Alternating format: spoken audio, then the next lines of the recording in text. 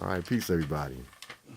Today's date, star date 31/1/6017 in the hereafter, currently called January 31st, 2017, after death. And we have a special interview today. This brother's going to give us some background information on graffiti in Philadelphia. We've seen graffiti in New York and other states and cities. We've seen it overseas, but what about Philadelphia? And what's the story about graph here in Philadelphia? Rahubat, Black Market Power Fleet Family Force. Fleet Family Force Unification. Black Market Power Family. Nation Records Inc. Harlem Underground Studios. North Philly, Brooklyn Connect. Caravanserai, Pa Caravanserai, Rahubat. A lot of names. Not really. Ray Search. Best rewarded by evidence. But anyway, graffiti in the city of Philadelphia. Untold story. And I don't want to misrepresent. And impromptu. Seem like I'm an elected spokesman. Even amongst my peers in this thing, one time, oh man, now I'm not really active.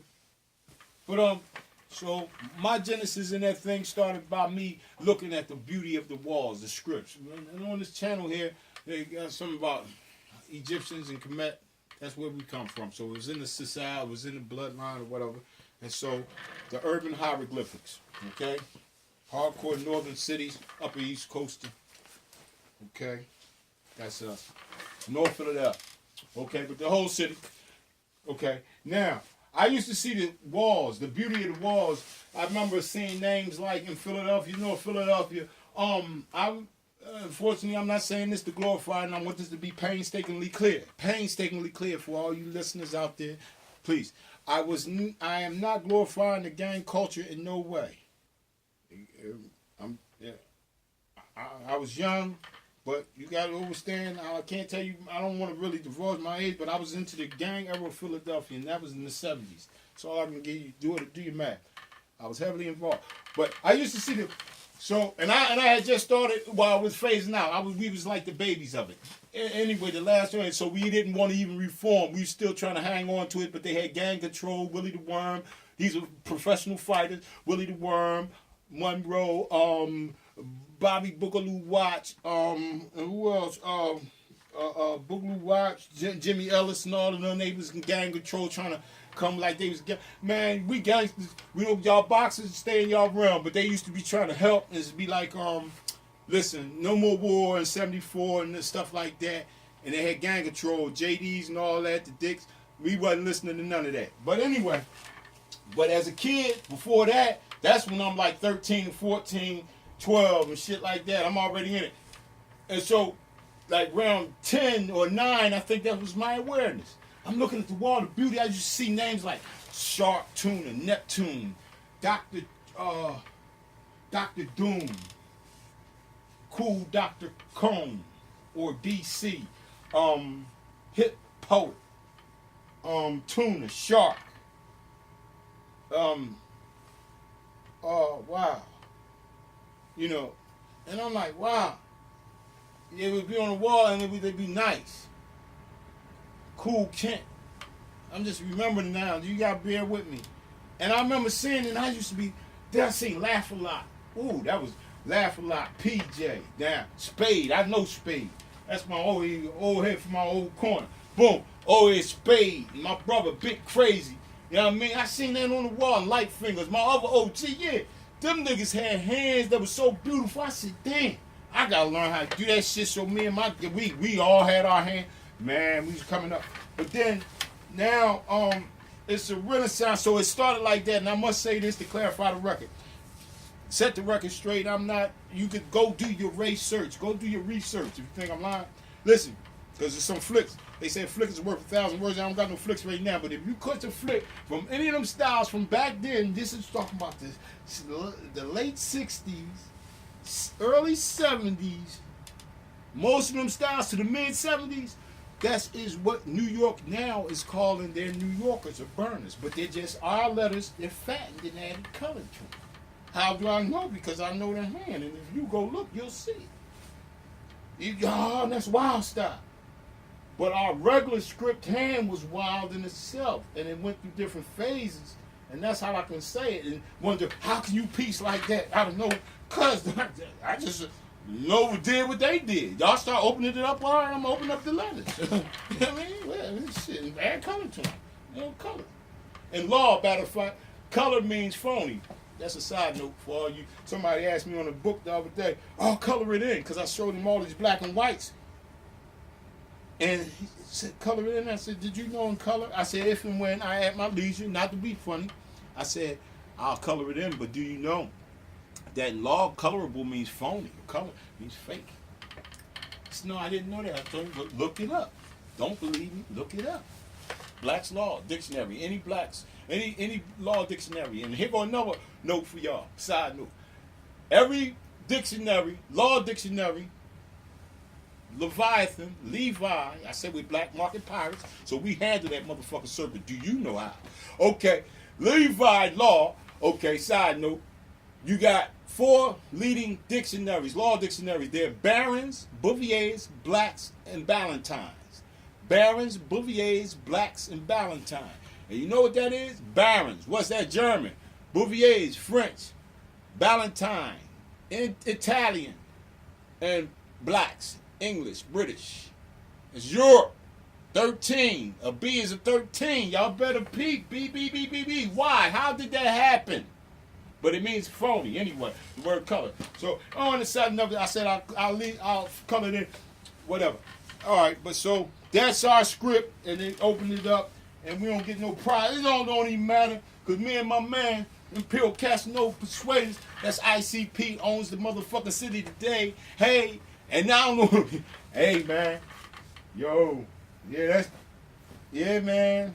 You're right, man. The hieroglyphics, hieroglyphics, the music, everything we did had an ancient home, had meaning, tone. So even though we were subconsciously out of our minds, and he had a lot of European Americans or Euro-American Europeans that are writers too, that are friends of mine, comrades, and that was a unifying force. They say music can unify, or it can separate. Writing, the art can unify or it can separate, and that's how we got to know these other peoples of other diaspora. You know what I mean? By the grab. You know, even though we heard what we heard in our homes about the racism, etc., or don't trust a nigger, or don't fuck with them devils, or whatever, boom, bam, bam, whatever. If it's true, it's true. If it ain't, it ain't. But I know we heard shit. We want to form our own opinions. You know what I mean? Evidence. You know what I mean? But yeah. So, we write. Oh, you hear somebody's names, and it wasn't sweet back in the day. Woo! See, I was in the gang. I'm looking for a wall writer. Actually, I keep the bean. I ain't know shit about it. Really, I admire it. I mean, the gangs was writing on walls. We was writing on a different purpose, but Spade and them, they had hands. And they just naturally had hands. They would call them the gangster style. See, y'all niggas is crazy. They always talk about the hands. I'm gangster style. Well, who you think did it? The gangsters. And so the wall writers, they like to write it, so that was the aesthetic of it. They wanted to just, whatever their reasoning. I started meeting real wall writers when I met J.K. Payne from ICP, my homie, circa 1977. And that's when I became a wall writer, so to speak. But I still ain't even hardly had no rep. Niggas just knew they got these niggas, whatever, from this gang, boom, boom, man, fuck y'all up, that's it. Or whatever, y'all treat him, whatever. That nigga always in the summer, if you kill him, whatever. Yeah, and ICP, Imperial Casanova Persuaders, we had this mystique. It was such a prestigious club from 70, because Vic, JK, he ain't no joke. That's my man. That nigga had a hand. He the one taught me, and y'all keep talking. He the first one. I say this right now. I thought about it the other day. Vic is the first one to throw me how to do a throw up. Back then, he had the hand, because I knew and it was funny, I met him. We was all kids. Me, him, Spike, my man fucking Clyde Gerald, KN. Well, Neil wasn't there that day, but Troy was, and they brothers. And I know both of them. And they got this other boy named Cornell. Me and them used to go. We didn't really go through it, Lord, like that. I just ain't. They said that was his real name. Man, his real name ain't Cornelius and no Cornell nothing. But I got corn. That's it. You know what I mean? But I ain't like the fact that our hands was kind of similar.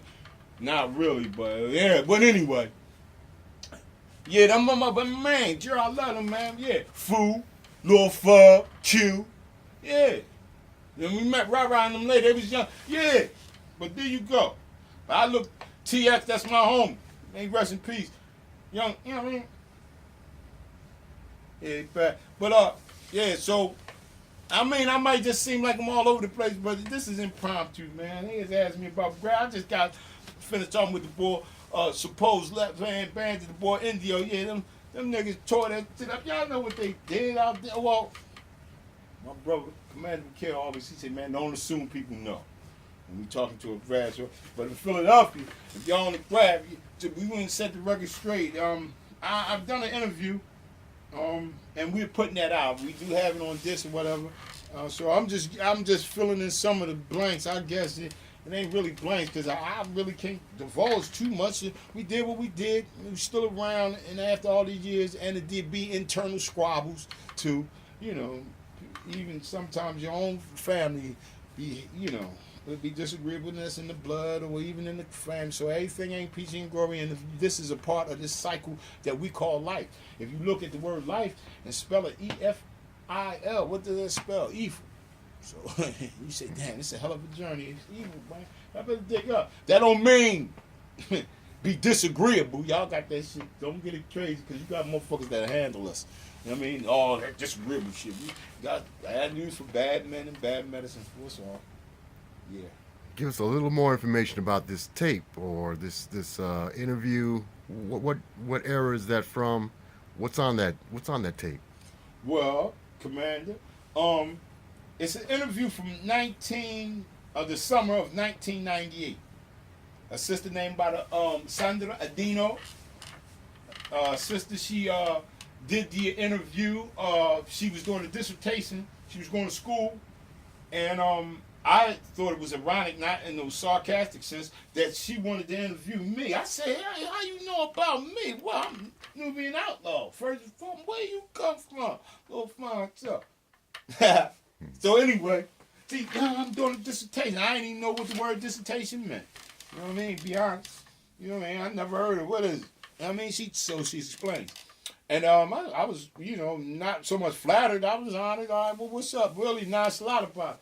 Because, you know, but on the tape, I'm giving a backdrop. She specifically asking me about Brad because she knew of this person called Pharaoh Suppose, a.k.a. King Suppose, and Indio and ICP, and it was worthy of her doing something. And so gave it. And it's music, track, counter media track, setting the record straight. You know, Nuwabian Outlaw Nation Records, we was always in there. So, yeah. Okay. All right, we're going to make this the end of part 1, and if we get a little time, we'll come back with a part 2. All right, peace.